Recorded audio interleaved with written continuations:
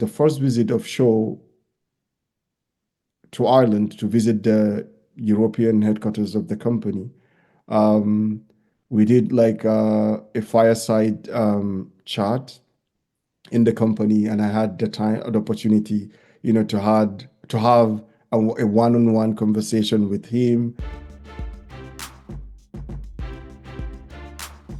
This is Slim and Light, and today we have Ismail on the pod, a business savvy strategist, a conqueror of a Chinese language, and a two-time former colleague of mine working and succeeding at various tech companies. One to a point where he was able to conduct an interview with the CEO of TikTok, no less, but much more than that. And we are elated to have him on the pod. Welcome and Ramadan Kareem to you, Ismail Nurudeen. Thank you for having me. I'm glad to be here. Just to take from what Obi just said, Ramadan Kareem, Mubarak as well. How are you finding it? I know sometimes in Ireland, because of the amount of daylight we can have in some years, it's actually harder, right? Some parts of the world, it's harder to do Ramadan. You're fasting for way longer. Yeah, I mean, this year is been great. Is the hours are short, and we're approaching summer, but it's ending in March, end of March. So back in a few years back, usually you break the fast almost 10 o'clock at night. So, and you stop eating around 3 a.m. or thereabout. But now you finished, you start the fasting around 5:30, and you break the fast at 6 o'clock. Sorry, it's 20 past 6. So it's really not bad at all. And as the years keep going by, because it's a lunar calendar, you get to break the fast sometimes even in October. Like you get to fast maybe for maybe 5, 6 hours, Wow. not that much. So Yeah. yeah. Good stuff. Because I'm currently in Dubai, and you can feel the energy of everything. Dubai is such a fast city. You can feel it during Ramadan. It's the city calms down a bit, you know. But now the sun is setting, and I imagine people are getting home. They're like, I want to be with the family. I need to eat, of course. Yeah. Nice. So, could you tell us about your background, how it is you are, this profession in a Chinese language and how you found yourself in Ireland? Yeah. So I come from the northern part of Nigeria, from a state called Bauchi State in the northeastern part of Nigeria. In the news now, you'll see a lot of, Boko Haram in the northeastern part of Nigeria has been ravaged by insurgency for the past couple of years. But more or less, it's been restricted to one state called Borno, which is neighboring to Chad and Cameroon. But it's a bit peaceful across the other states in the northeastern part of the country. But the hype in the media and stuff like that. I grew up, uh, attended like my early days in primary school in that state, and I moved to the southwestern part of Nigeria, Lagos, the former capital of Nigeria. Um, Stayed there for quite a while. On the verge of finishing my primary school, my dad passed away, and I have to move back to the northern part of Nigeria, to live with my uncle, with my brother as well. So we are a family of four. I have an older brother, and my mom as well. She's still alive. So I moved to Kaduna, which is it used to be the headquarters of northern part of Nigeria. Finished up my primary school there. Then I moved to another city and did my secondary school in Plateau State, which is part of the north central part of Nigeria. Started tertiary schooling in Nigeria and eventually moved to China. And the reason why I chose China was my uncle has been in China for over 30 something years, like for a very long time. So fascinating stuff, like, moved into a new country, studied the language, did my bachelor's degree in economics in Chinese language. And I did my master's in international politics and economics as well. Did some businesses there, starting of companies, my company per se, and also did a couple of consultancy projects for some of companies coming in from Nigeria, Middle East, and some American companies as well, clients. And eventually, I got married. My wife is British, I would say, or Scottish. And that's how the story of Ireland came into the fore. We're about, having our first child, and we just decided, like, move to Ireland and, just start something new. And 9 years down the line, I'm still here in Ireland, loving people, very good sense of humor. Yeah, and it's been a blessing. I wouldn't complain at all. I've met good people, had good experience in tech companies. I will say about three companies that I've worked so far. Met interesting, very smart, intelligent people that we're still making connections of till this very day. This is me in a nutshell. I will take that as a personal compliment. Thank you very much. Yeah, that's great. You know, I of course worked with you before, almost directly, a few meters away, and then the second time was in the same company, but we were much further away. Um, I really didn't know the part about you actually living in China. I knew that you studied there, but I didn't know it was in the Chinese language. By the way, is it Mandarin or Cantonese that you No, learned it in? Mandarin. Cantonese is mostly spoken in the um, southern part of China, where you have Guangzhou, Hong Kong, and the rest. But official language is the Mandarin. Like everyone speaks that. In school, you study with the Mandarin. So it's just like official language of China, even though they have other nationalities, about 56 different Oh, nationalities wow. and dialects. But overall, people speak Mandarin as an official language for study and communication in all forms. Um, but yeah, even though they will have a kind of strong accent that you will be able to tell that this person is from a different part of the country due to the dialect that they speak locally, but Mandarin is the main language across board. Can I ask, Right. what age exactly did you move over? Like a In my 20s, like I was, 20? yeah, I should be around, I would say 20, really like 21 or 2. I can't really remember, but But, it should be in my 20s, in my um, in my early 20s. but you were good at languages like growing up in school? Like, do you think you already had this? Or because it's considered the number one hardest language in the world to learn. And I only know that because I'm supposed to speak Arabic. And every time I can't, I say, oh, because it's the second hardest language in the world after Chinese, So after yeah, Mandarin. no, I didn't have like any interest of languages growing up, and at some point, to be honest with you, in my first year, I'm still grateful to my uncle for his encouragement, but I almost bailed out. Like I was like, no way, I Yeah. can't do, Yeah. I can't do this.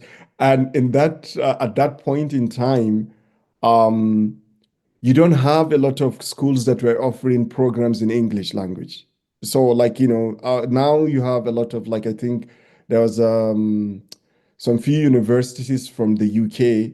open up some campuses like in Suzhou in the early days. There was Inti, a Malaysian college, but they closed their shop then. So every other college, like, people have to learn Chinese and study in Chinese. So you have just very few universities that were offering courses in English. So I was like, really, I don't think I'm going to get this. But examples of like, this person has done it, you have seen this, you're close, your cousins are here, and moving to another country, you're just gonna start all over again. So I just have to like, buckle up.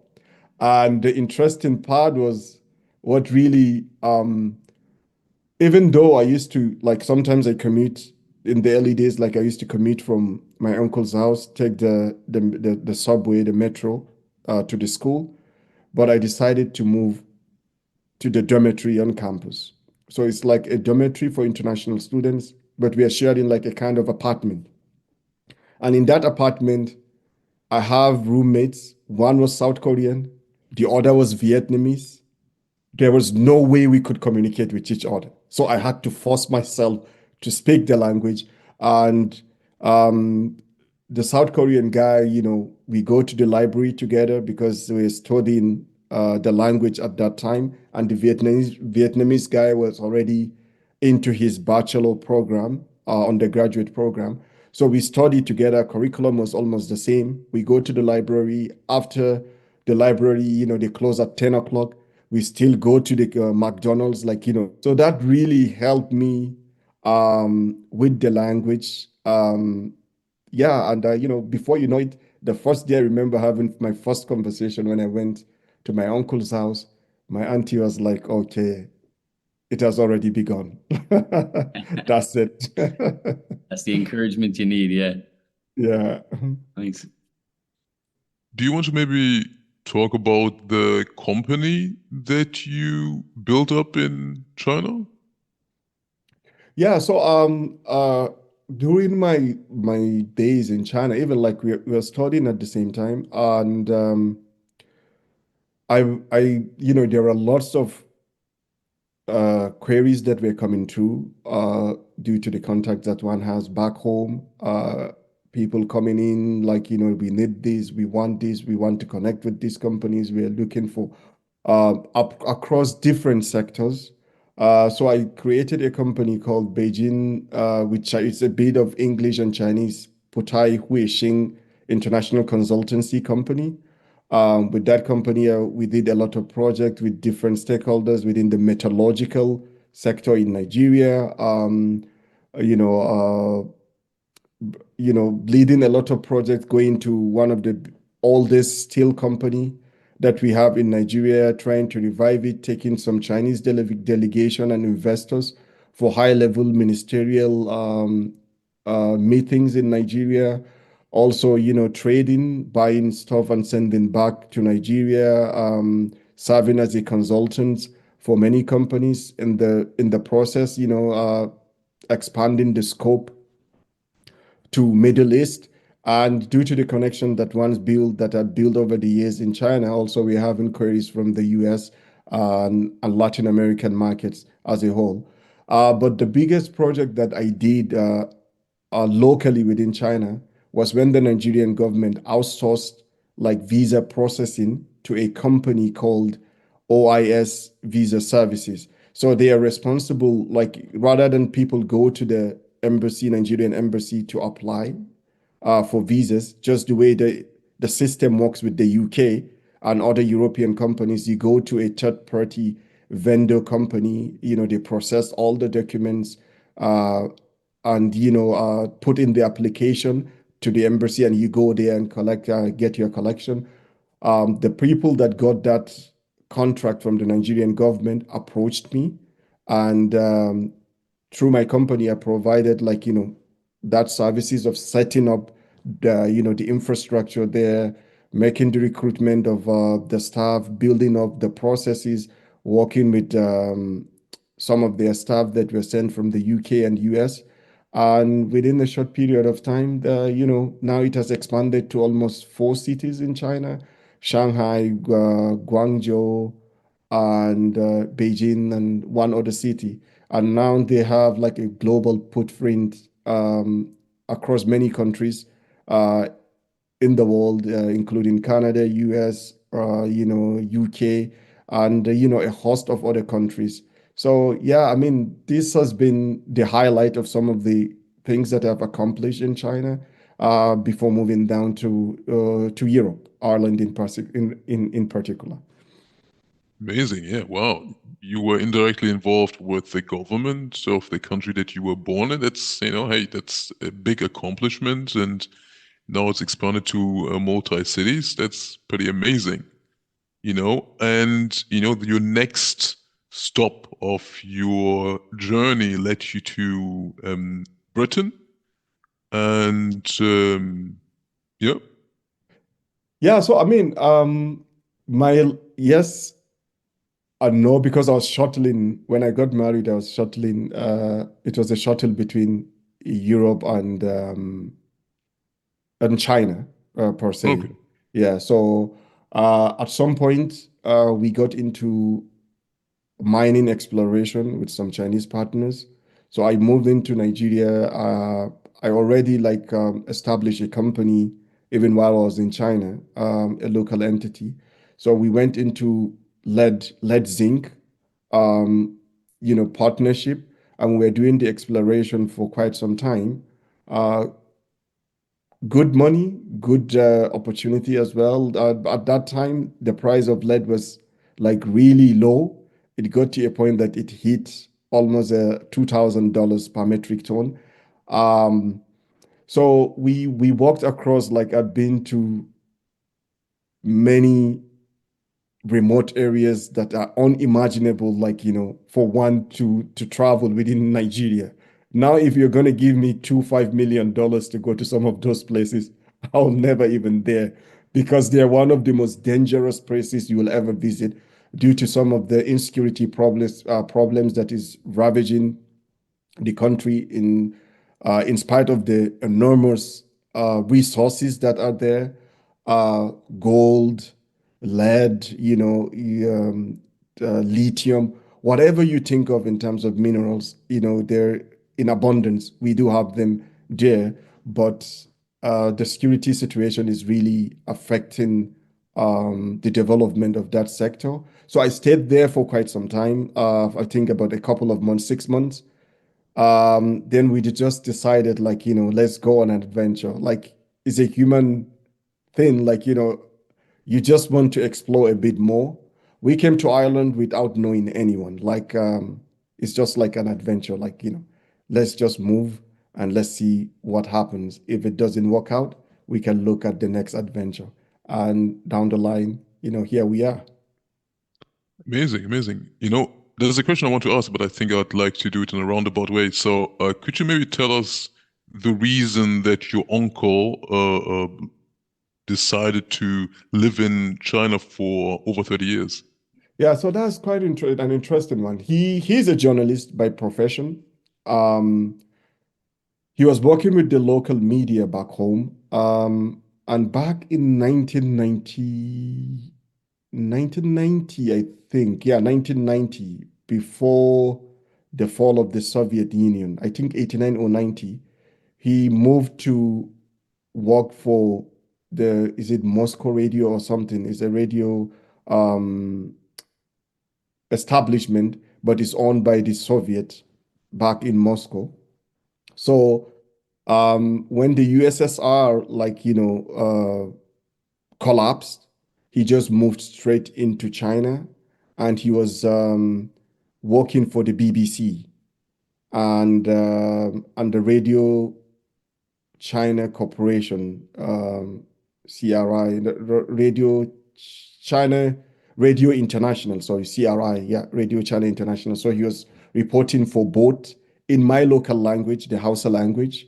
Um, and at the same time, he established his own business as well. He was working as a journalist, and at the same time, um, doing a lot of businesses. And also, he was also engaged with the government. At some point, he was an advisor to the Nigerian president on China-Nigeria bilateral relationship. Uh, and so during that time, Nigeria was trying to secure a membership seat in the United Nations Security Council. So he was the one who was facilitating to get the support of the Chinese to the Nigerian side, and he did an amazing job with that. But at the end of the day, it didn't scale through. But ever since, he has been there, and his children, literally, they're all born in Nigeria, but they're more or less like Chinese because they went to Chinese primary schools and they speak fluent Chinese. So I mean that's the reason why he got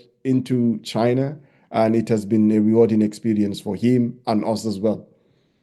Wow, amazing. Well, and what do you think he thinks the positive impacts are of China investing in various countries, especially in Nigeria?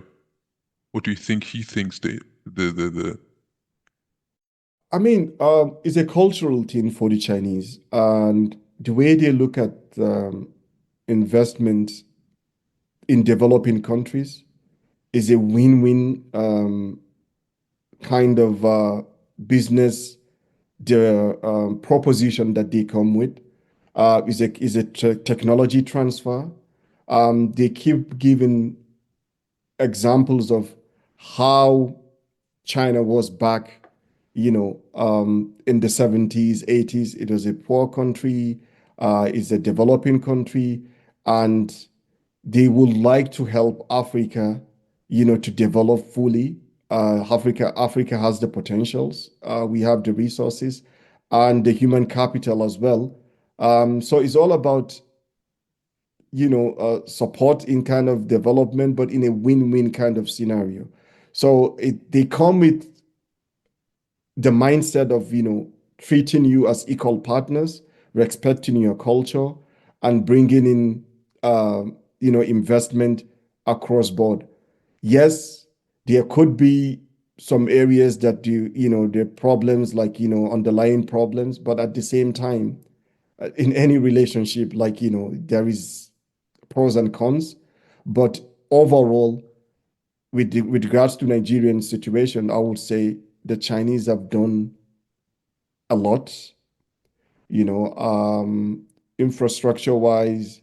We are seeing some of the projects in spite of the corruption that we have in the country, but you can see tangible results, on railways, um, roads, and major projects like ports and airports, and a lot, there is a lot to be done, but the Chinese are doing a lot more. They are the ones that are taking more risks than any um, other investment that we are getting, in the mining sector.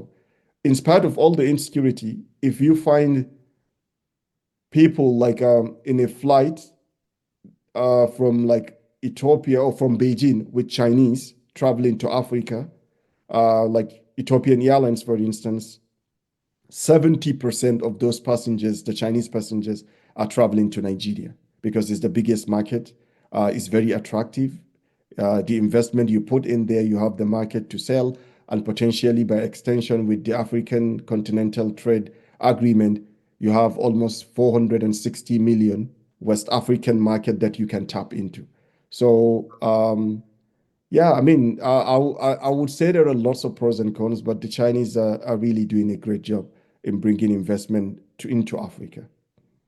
Yeah, that's amazing. I mean, it's certainly true that quite a few different countries in quite a few different areas there needed help, and others had more so of a kind of a mindset of, okay, we are committing something in word, but then there nothing really came true. And then, like you said, there's pros and cons, but overall, the bigger picture, it's a net good that is being done, and it's good that people like your uncle saw things like this early on and were able to do that to such a degree that they were the personal advisor to the president in a certain area. So that's certainly very good, and good there for you yourself and for your family to have seen this opportunity and have kind of acted on it, like in a mining business that you had, etc. So that's really good.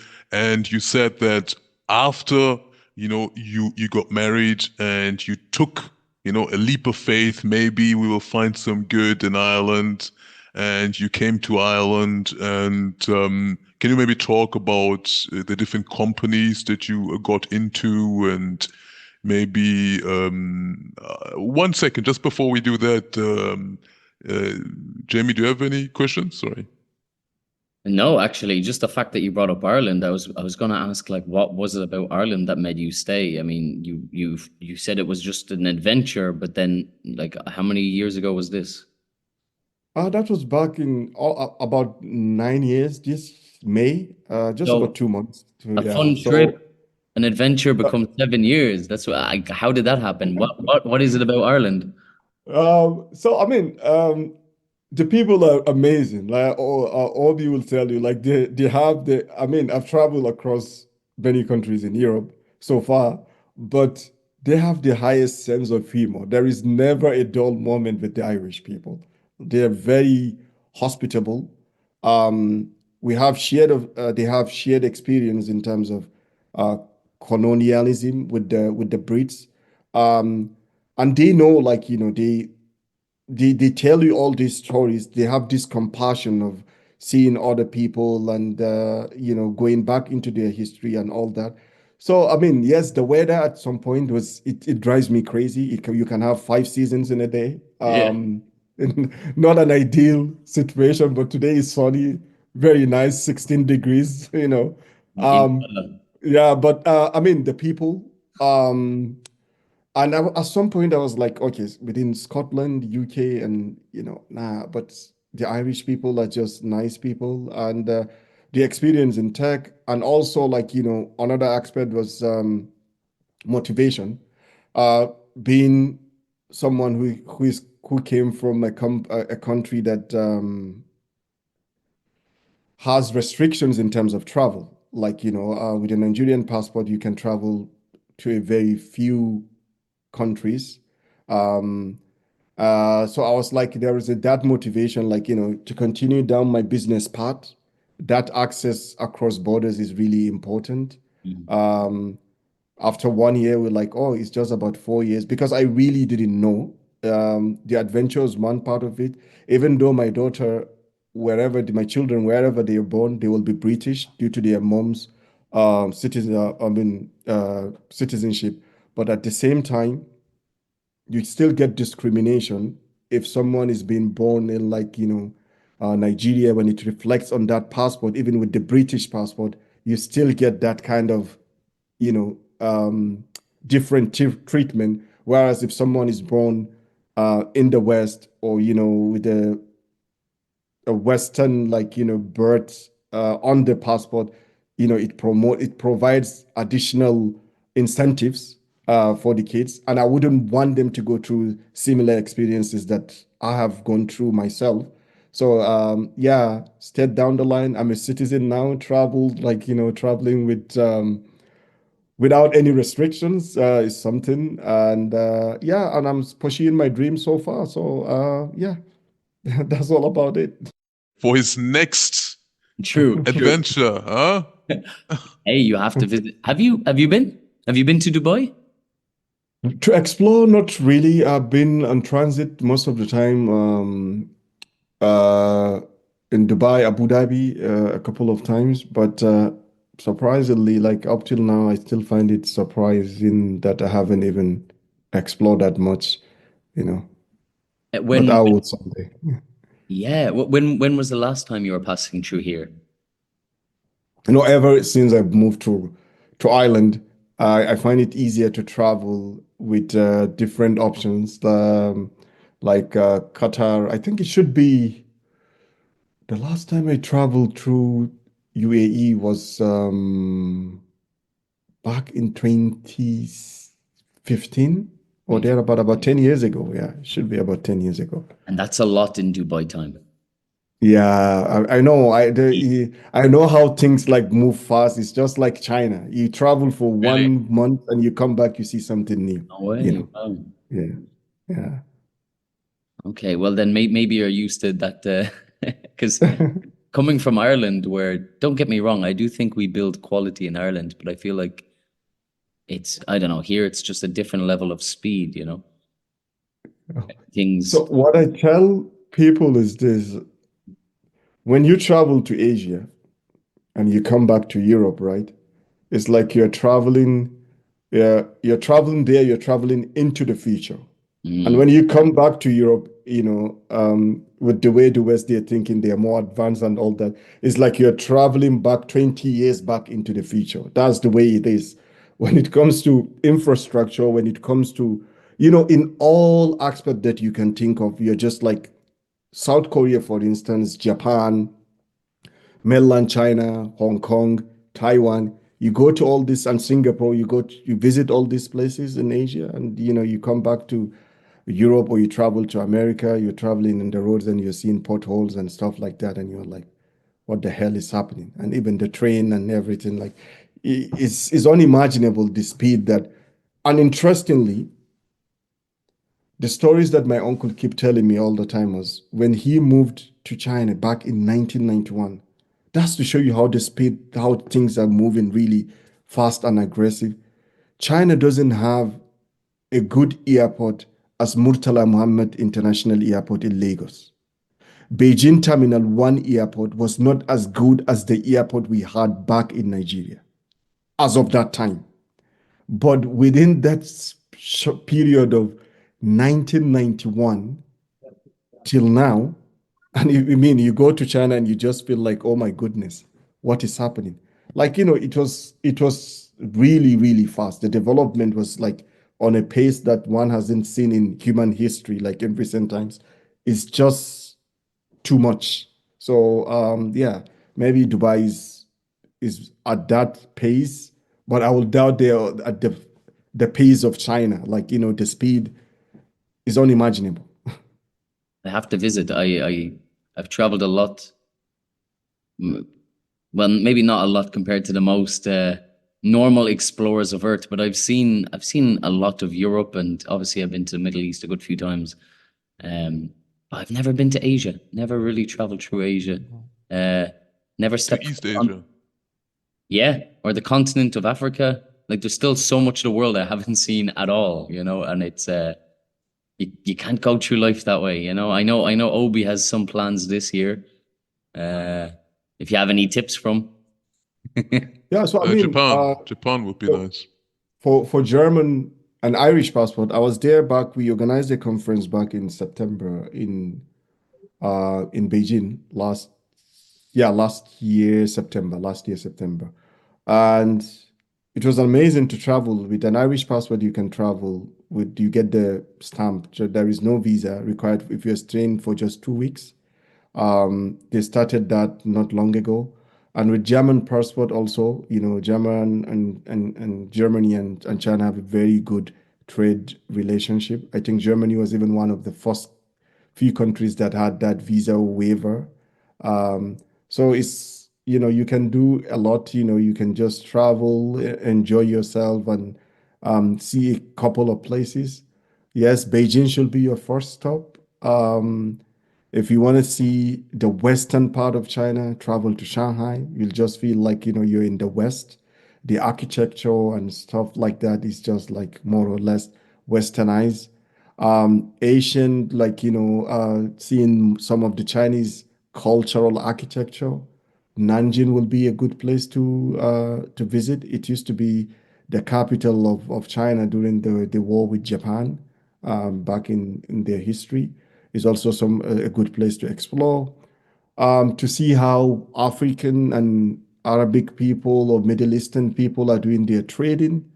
Guangdong province will be a good place to visit. You get to see businesses locally owned by people from all these areas within China. And, there are lots, it's a huge country, uh, a lot of history, ancient history, but there are lots of things to do. Like, I wouldn't do it justice. Even if you're going to spend 2 months in China, you're not going to see the entire end of it. Like, it's just going to see a fraction. But these are What some about, of the oh, places that I sorry. recommend for someone to travel. And there are, islands like Hainan Islands, like really amazing tourist destination. There are other places also close to Beijing where you have all the Russian going there for holidays and stuff like that with the beaches and stuff like that. So yeah, you have a lot of things to do locally within China. That's why during COVID, they were encouraging people to travel locally to boost the tourism industry. And, because it's huge and there are a lot of things to do. What do you think of Shenzhen? Yeah, Shenzhen, if you want to be like, it's the Silicon Valley, if you want to go and explore. That's why I said Guangdong province. Shenzhen is also part of Guangdong province. Mm. And from Shenzhen, you can go across to Hong Kong. From Shenzhen, you can see Hong Kong, like, from the building. It's just across. And you can also take a day trip to Hong Kong, explore and come back. Yeah, all the tech companies, Huawei, it's like the Silicon Valley of China. So you're going to just see something amazing. Interestingly, it used to be a fishing village, Yes, Shenzhen. yes, yes, yes, yes, Yeah. yes, yes. Yeah. Yes, and And that also shows the massive growth. You know what you're talking about. You know, it's amazing. And while we're talking about tech companies, do you want to maybe talk about the tech companies you worked for in Ireland and how you got to interview the CEO of TikTok? yeah, so I I just got into tech not as a something that I was really expecting. Came into Ireland, opportunities were there then in because I didn't know like we were going to stay. And when we decided to stay, I was like, no, I need to find something to do at least for the time being. And I got my first role was a content moderator for uh, a vendor company called CPL. They work for projects, Facebook and other tech companies. So I did that content moderation for, I think, about 2 years or so.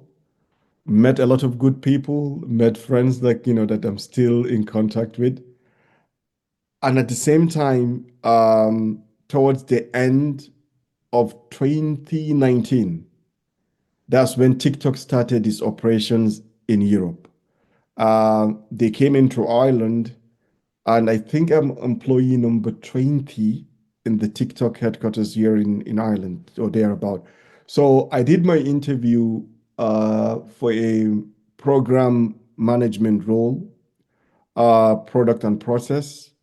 It was the ending, I think, of 2019 because I started working with them on the 6th of January 2020.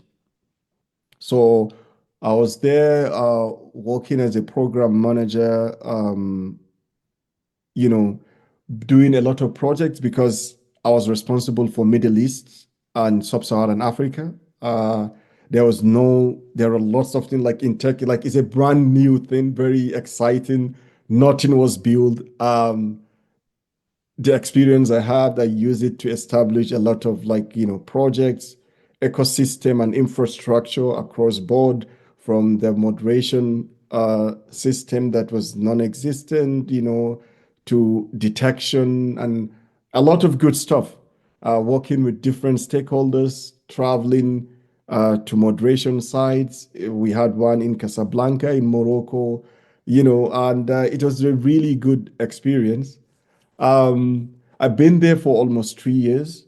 Then Facebook reached out and they had a role, did the interview. It's something that I wasn't really keen on leaving TikTok, but I was just like, oh, let's just for the sake of the experience, let's see what this role is all about.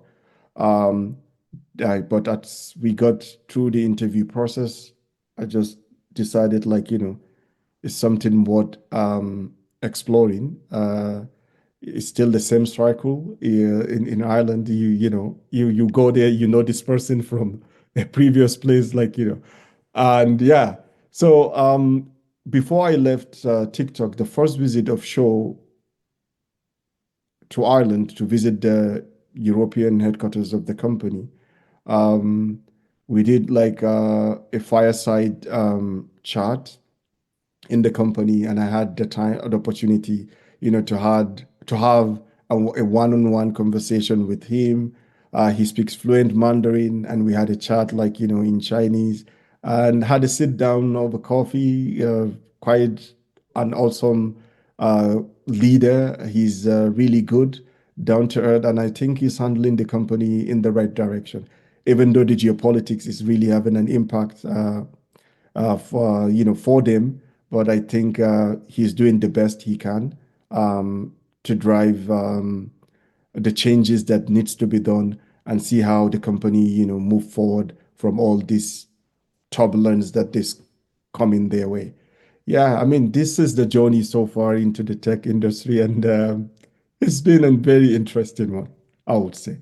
Even though now the tech company is becoming a bit unstable across board, from Microsoft to Salesforce to TikTok. A couple of people reached out to me last week that some of them are impacted, like 300 or so roles have been put on the lay for Made layoffs. redundant, yeah. Yeah, redundancy. The same thing with Facebook recently. So I mean, that anxiety and instability is really having an impact on so many folks. But I mean, it is what it is.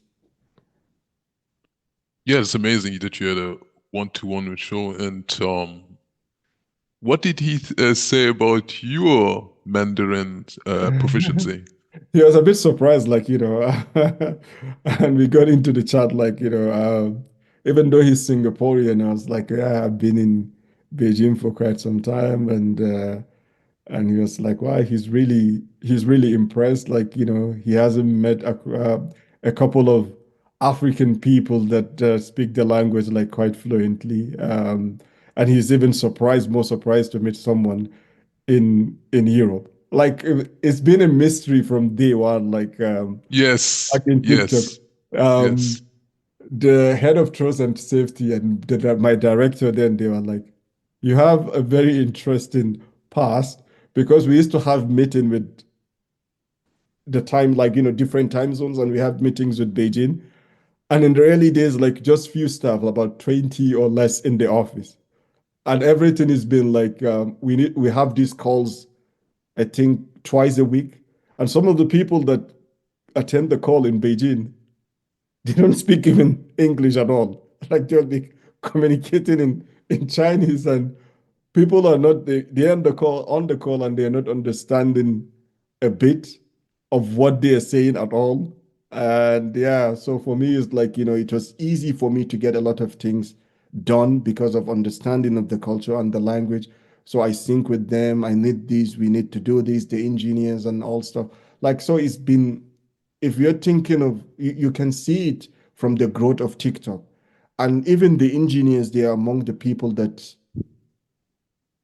are, they're top of the game. They get things done like, just really fast, like lightning fast. Something that will take you like maybe 5, 6 months in Facebook, for instance, to get done. You can get that done in TikTok within 2 weeks or less than a week. So that's how fast they are. Speed of construction is reflected in every way of the business. Yeah. And, you kind of touched on it, but then left. I was wondering whether you could give any tips to like emerging businessmen or people that are trying to join a company that is, origin Chinese, or what would you give them kind of tips regarding learning the Chinese language, or uh, uh, grabbing on potential opportunities that are coming from China? I think, yes, one thing is people shouldn't be afraid. You shouldn't be scared to take to leave your comfort zone. Forget all about the media hype. Forget all about the geopolitics. The Chinese, they mean business, and the competition is going to get intense. We are seeing that with DeepSeek. You are seeing that with ByteDance. You're seeing that with Tencent. Like when I was in China, that was when, before I left, that was when Tencent was just starting up as a company. Everyone in my family was using the app. I was like, no, it's too much. We have WhatsApp, we have BlackBerry, we have this. There is no point. But they built a super app.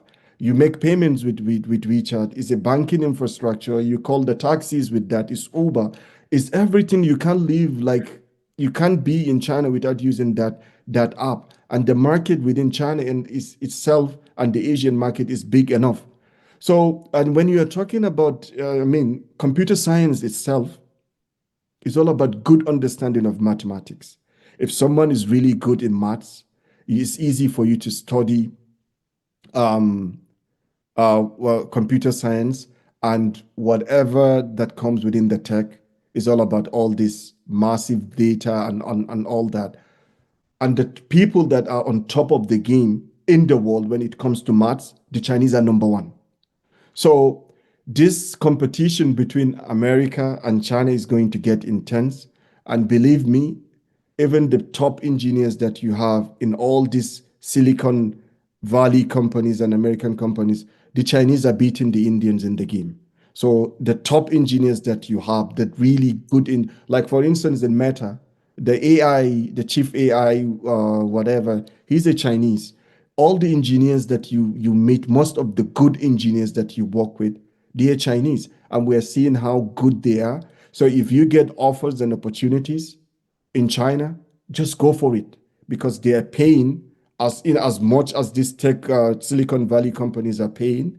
You get the same, and the tax in China is even less than what you're going to be paying in America or anywhere in Europe. So it's an extent incentive for people to, move out of their comfort zone and just go for it. Definitely go out of your comfort zone. And a lot of people, including me, are sometimes a bit reticent when it comes to like online privacy and online tech, etc. But it is true that if you're just a little bit like shy about it, they will pass you, and they will pass you very quickly. So you're right. Get out of your comfort zone if you have skills in data analysis, data analytics, data science.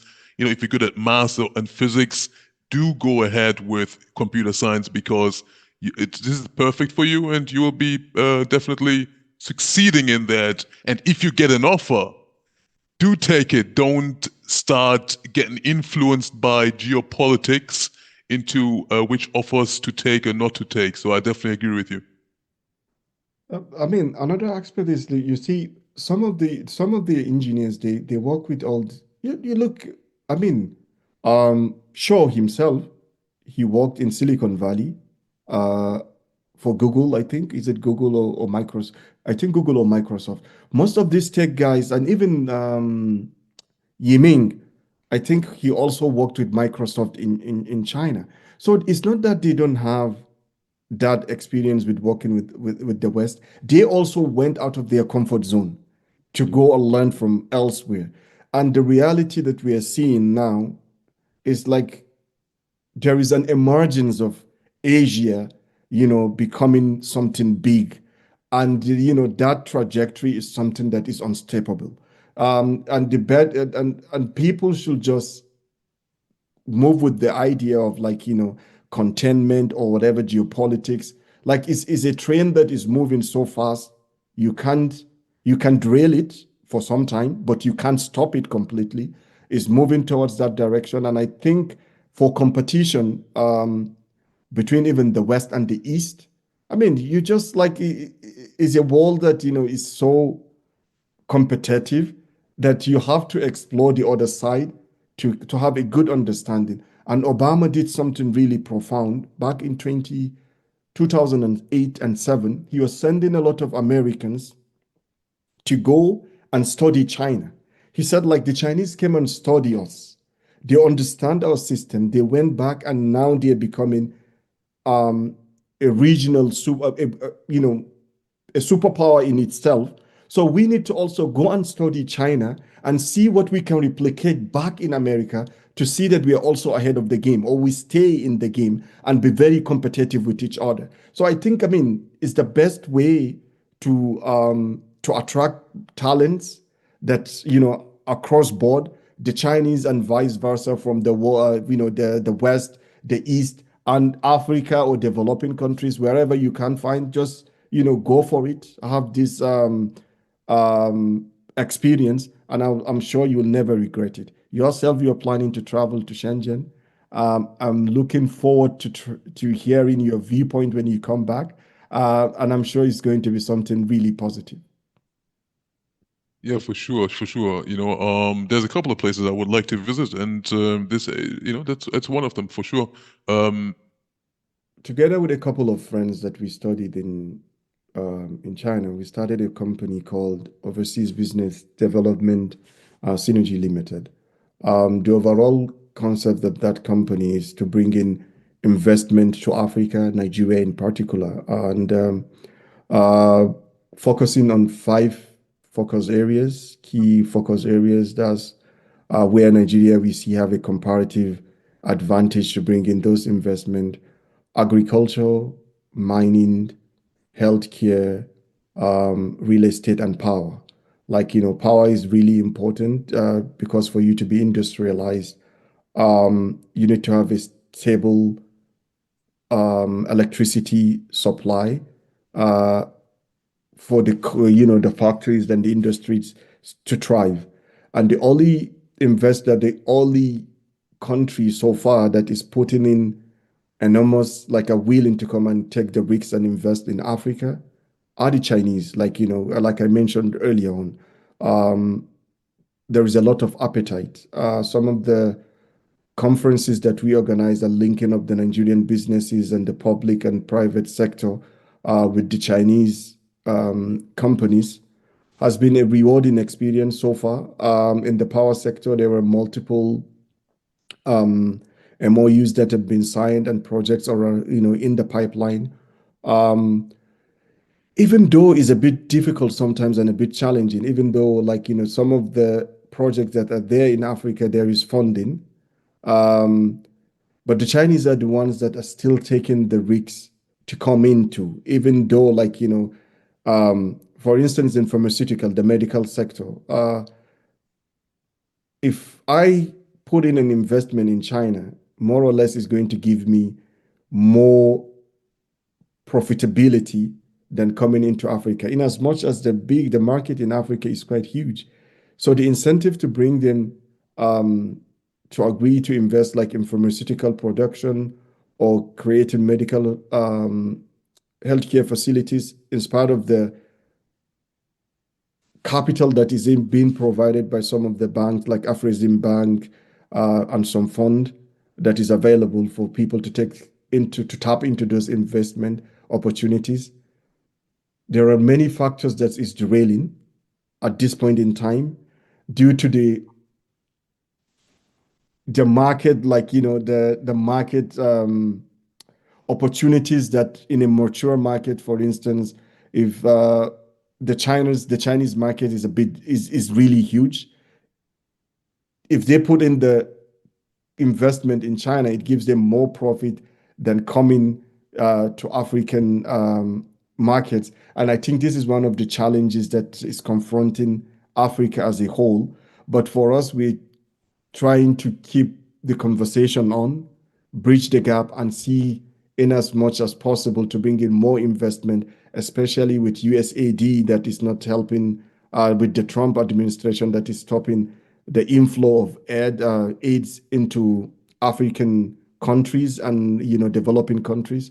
Production of medicines that are really critical locally is really critical for the development of African countries and safeguarding of lives, like HIV, drugs that used to be free are not sufficient. They're not forthcoming anymore due to the stoppage of the fund. But there are many opportunities as well. So bridging the gap, and the only people that are taking the risks to come for that investment is the Chinese, in as much that they have so much reservation. We're trying to put so much into that and see that we keep this project going. Yeah, so far this has been one of the highlights of the things that we've been working. In other sectors, is working very good. Medical sector a bit of slow, but but we'll get there along the line. Yeah. so, what is the name of the company or the organization? Overseas Business Development Synergy Limited. All right, amazing, Yeah. amazing. Yeah, and we'll definitely link to that in the episode as well. 100%. So, where would you say, can you see Africa in 10 years with what is happening? I mean, Africa has yeah. it has a lot of potentials. It can be a global player if all hands are put on deck. And I don't want to be, not because I'm a Nigerian, but if Nigeria gets its act together, it will have, like, I mean, Africa will be on the right track. But so long Nigeria doesn't get things in order, it will keep derailing the entire African continent. Because by 2030, we are looking at a population of almost 300 million. By 2050 or 60, it's going to be about 400 million, the third largest population in the world. So if we don't get things right, the entire African continent will be in jeopardy because you have a massive population growth, a lot of deficits across board in education, in healthcare, in agriculture, and within the mining sector. But the potentials are there, and we are seeing a lot of stride in certain aspects, like the fintech industry. Nigeria is doing really good. A lot of good stuff are happening there. But the major sectors that are really the drivers of the economy, we need to do more in bringing in investment, and we need to work with different stakeholders across board to see that investment is coming into. But we need to create an enabling environment for the investment to thrive. Policy changes are happening a lot in African countries. There should be a consistency. You have a project, and that project, I mean, the policies should be stable for time being because that's what boosts investor confidence. But I see a future in Africa. The resources are there, and we will have the youngest demographics in the world. Like all the European, I mean, even now, 70% of the African demographic is between the age of 18 to 25 or 26 or thereabout. So, I mean, and when you look at the demographic of Europe, for instance, you can see the younger population is not, I mean, the older generation are going, but it's not in complementary with the demand or the birth rate of the younger population. So there is a lot of role that Africa can play in terms of human resources, you know, um, globally to the West, but education, infrastructure, and the right policies should be in place for Africa to be a global leader in many areas. And I think with the right leaders, we can get there. But so far, optimistic, yes. A bit pessimistic, yes. I mean, yeah, I think that's the most rational answer in most cases, usually, isn't it? Hopeful, but also prepared for both outcomes. So what is next for Ismail? Yeah, I mean, I believe in Africa. I believe in Nigeria. I'm working towards moving home, relocating permanently, because I've seen lots of huge opportunities. And yeah, people like you and myself as well, the diaspora population of Africa, they need to play a very critical role in the advancement of the progress of Africa. If people keep staying in their comfort zone without looking backwards to contribute, I don't think Africa will be progressing with the rest of the world. So yeah, this is the next big thing for me. It's been in the pipeline from day one that I came here. It's been a goal that I have, and I'm still working towards that goal. Almost there, I'm shuttling in between for the time being, but eventually that will be my um the next big thing for me is to just go back home, keep bringing in this investment. China is number one. I mean, the geopolitics in the West, I'm sure at some point is gonna calm down a bit, and business will go back to normal. And with that, we can also start attracting investment into Africa, because I see Africa as the future. Amazing, yeah. And I know that one, the Chinese one. So, do you maybe want to say your name and just your name and something about you in Mandarin, just so we can put that in a reel or something? Yeah, 我叫Simba，这个就是我的中文名字。